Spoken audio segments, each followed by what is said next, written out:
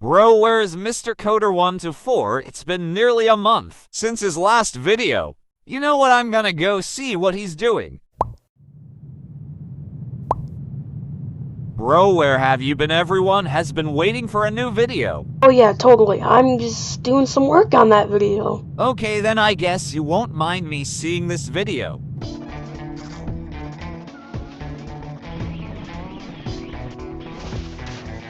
Bro, you could have just told me you were playing some stupid game. Okay, for one, this is not a stupid game, and for two, I'm lazy, so I kinda don't feel like making a video right now. So if you don't mind, I'll continue playing my game, thank you. I doubt he's gonna stop playing anytime soon. I better get creative.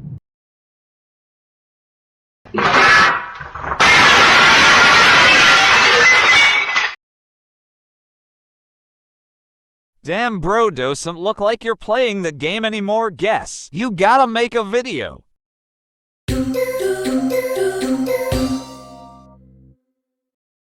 Okay, so I'm gonna be straight up. I have no idea how to start this video, really. I guess I'll start by explaining how I got into this game. Basically what happened is I was scrolling around on YouTube, and I just kept getting recommended this game called Pizza Tower everywhere. Every single YouTuber was playing Pizza Tower. Every single video was Pizza Tower. The top of the recommended on every single video I went to was Pizza Tower. So eventually, after hearing so much good stuff about it and stuff, I caved in and bought the game. And boy, did I not regret that. The game is just fun. That's all there really is to say. Obviously, I can't just say, oh, the game's fun, and just end the video. I have to make this video.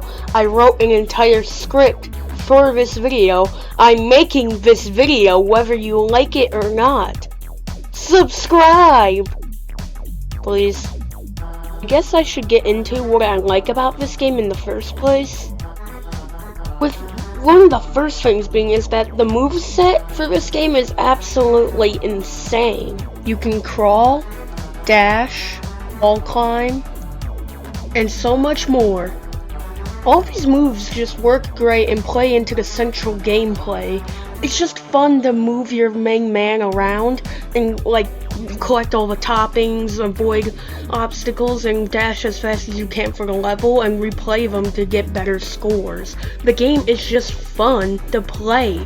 Never in my life with a platformer have I ever like revisited a platformer multiple times after I beat it. Sure, I haven't beaten it a second time yet, but even after I beat it for the first time, I keep coming back just to replay levels, just for fun and to get higher scores. The game is just addicting and fun, and I just don't know how to explain why it feels this way to me. So without any put-offs or anything, let's just get straight into this game, and I'm just going to talk about it like beat by beat. Yeah! Well, we play as a man named Peppino Spaghetti. Did I mention he was Italian? He's obviously in debt, judging by the fact there's a broken piggy bank and a bunch of, fines and debt bills on his desk. Anyways, he's just chilling when a man named Pizza Face appears. Or something, I don't know. So Pizza Face explains his evil plan. What's his evil plan? Take over the world? No. Destroy the world? No. Make money at the very least? No. It's to build a giant laser that explodes Peppino's pizza shop. Why? I have no idea. This is something I've been thinking through the entire game, and I have no idea what he gets out of doing this. I guess he's just feeling a little silly willy, hashtag devious, hashtag pulling some tomfoolery, hashtag pulling some wholesome shenanigans Wednesdays. But apparently Peppino is not a fan of hashtag wholesome shenanigans Wednesdays, so he heads to Pizza Face's tower to put a stop to his plan. That, again, what does he get out of this? Real estate or something? Then the game begins. You start in the first floor of the tower. First you have to do a tutorial, which is kind of boring, but after that you can start playing. So the floors are pretty simple. You start a level, try to find the toppings in each one of those levels, make it to John Pillar, where then you have to run through the entire level again before the time runs out. If it runs out, Pizza Face, like who we mentioned in the intro, makes a beeline towards you, attempting to kill you. Fun! But if you don't die and don't lose your sanity, you can get some $10 dues per each topping you found throughout the level. You can use these dollary dues to pay Mr. Stick, who I'll put an image of on screen, to unlock boss gates. Each boss gate costs a couple $100 and you'll have to beat almost every level on the floor to get enough money so you can pay Mr. Stick to, unlock the boss gate. Like I said, were you even listening? Duh! Now, floor 1, unlike the rest of the floors, doesn't really have a theme. It's kind of ominous and spooky and castle-like, kinda. But besides that, that doesn't have a theme. So, since we can't really talk about that, let's just move on to the first boss of the game. Pepperman is a bell pepper. I know, big surprise. And he also is a bell pepper who's an artist. Dun dun dun. We even see him making a mocking picture of our main man, Peppino Spaghetti. So the first half of the boss is a very simple pattern. He charges at you, he runs into the wall if you're able to dodge him, he gets stunned, and then during that stun period, you just punch him, and he loses a bit of health. You repeat that a couple times, and then he jumps into the air and does a little body slam into you. When he's slammed, he gets stunned again, because apparently this man can't go 10 seconds without getting stunned. So you hit him again, and that goes on for a few times. And then for the last two phases, for one, he jumps into the air, you have to hit him mid-air. And finally, the final part of this first half is that you have to carve out a piece, an art out of a big stone quickly before he hits you. And if you're able to do that, he'll get stunned and look at your beautiful artwork, and then you could punch him in the face and give him PTSD for the rest of his life. Funny! So after that, you must think the boss must be over, right? Nope. So it turns out, this is where the game decides to throw a curveball. Every boss has two phases. The first phase is their first little pattern where they show off all their attacks, and the second phase is the same as the first phase, but they just add more difficult objects to the fight to make it a bit more difficult. So yeah, the fight still plays out the exact same way this time, but it's just harder overall with more things to dodge, and just the attacks are more zany and more fast-paced.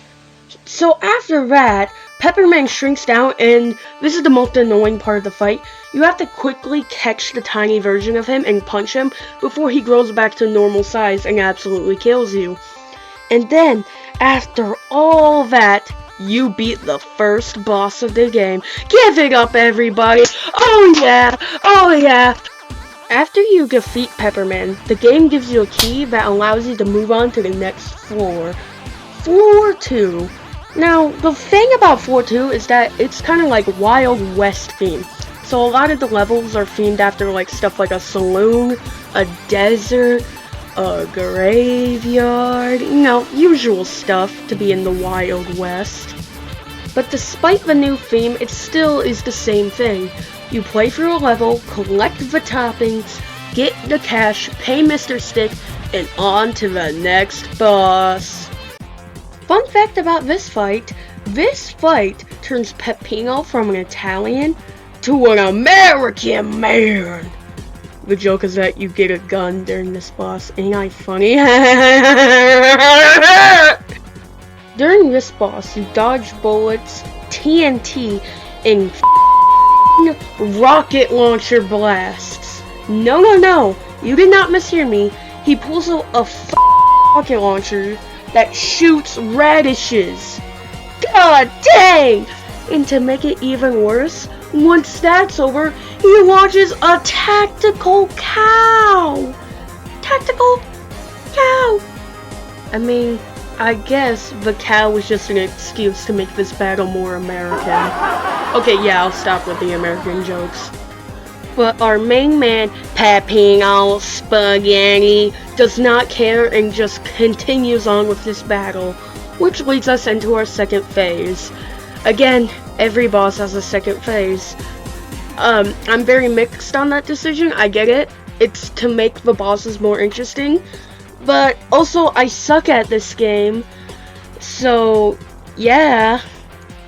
The second phase this time is a bit more interesting, I think. Basically, what happens is that, for one, more obstacles appear, including, like, more instances of, like, the vigilantes, like, ghost for some reason with, like, a pitchfork. That's weird. The cow will appear more. But, despite all that, that's not the worst part.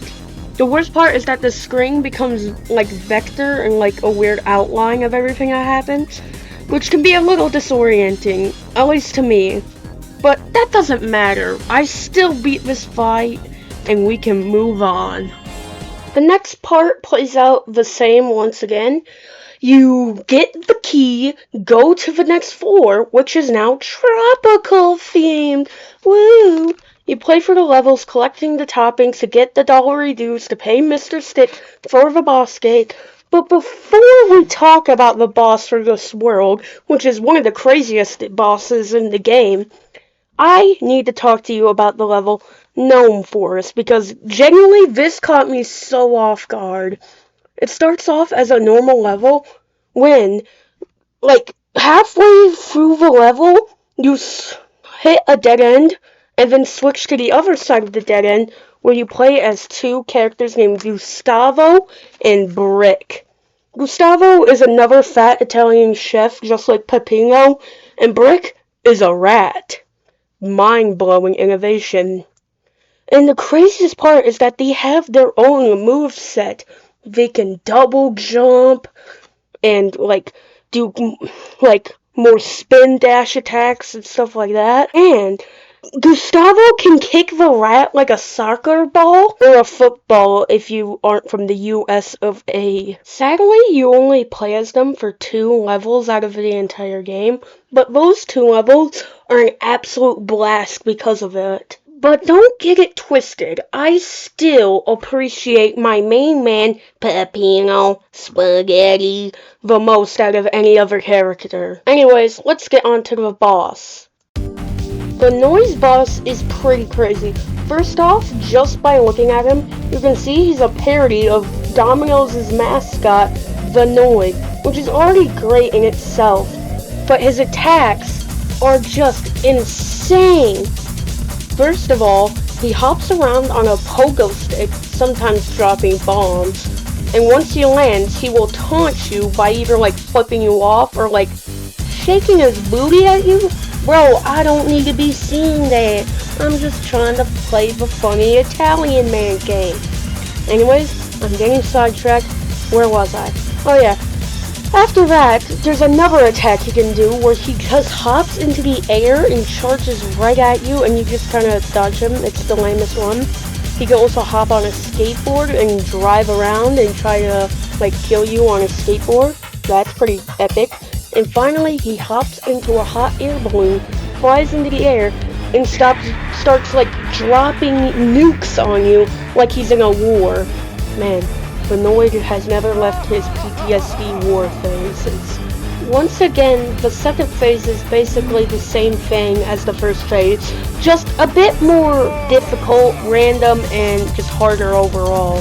First of all, his attacks are more varied and adds new bombs and obstacles to each attack, making them harder to dodge over. But despite that, if you are able to power through them, the Noid will land down, pull out a minigun, before being pulled away by a girl named Noisette. Simp! Yep, and the next part is the same. You unlock key, move on to the next floor, which is sewer themed. Heck, even one of the levels is literally called Oh. and it's just a sewer level. Peak comedy right there, ladies and gentlemen. But that's not really the main thing I remember when talking about 4-4. It's the boss, which is one of the weirdest ones out of all of them, and that's not an exaggeration. Fake Peppino is the boss for this world, and he's definitely the strangest one. First of all, what even is he? He seems to always be melting. He can melt into the ground, and his health bar is leaking some sort of liquid, which is super, strange. Sorry for that weird, slip up right there. I'm just going to continue. And my theory is that he's made of some sort of, pizza dough or pizza-related liquid, because most of the stuff in this game is themed after pizza, so I think it just makes sense. Also, a lot of his attacks are themed around frogs. Like his first one, he ribbits while biting at you like a frog. He hops around like a frog. The other two attacks aren't. He just kind of jumps in the air and, mimics your taunts. And just shoots out a bunch of orbs at you. And the other one is just he runs really fast. But between each of those attacks, he, spawns a bunch of clones of himself that try to attack you. And if that wasn't weird in itself, at the end of the fight, the floor disappears and you have to run from a giant, demented, monstrous version of him. Just trying to run so you don't die. And the strangest part of it all is that you don't defeat Fake Peppino, you just escape him. And that's it. Like all the other bosses, you defeat, but Fake Peppino, you just escape him. Definitely being the strangest boss in the game. Also, this is a minor complaint, he's also the easiest boss in the game, which kind of sucks. So you get the key from Fake Peppino and move on to the final 4 of the game. The final 4 of the game has a weird robotic theme. Each level in this floor is themed after, some sort of robot, which the most memorable level in this game is definitely, for 100%, is Don't Make a Sound, which is a heavily Five Nights at Freddy's inspired level, where you have to stealth around the level without being caught by robots who will sound an alarm and get robots to chase you, and no joke, jump scare you. There are jump scares in this level.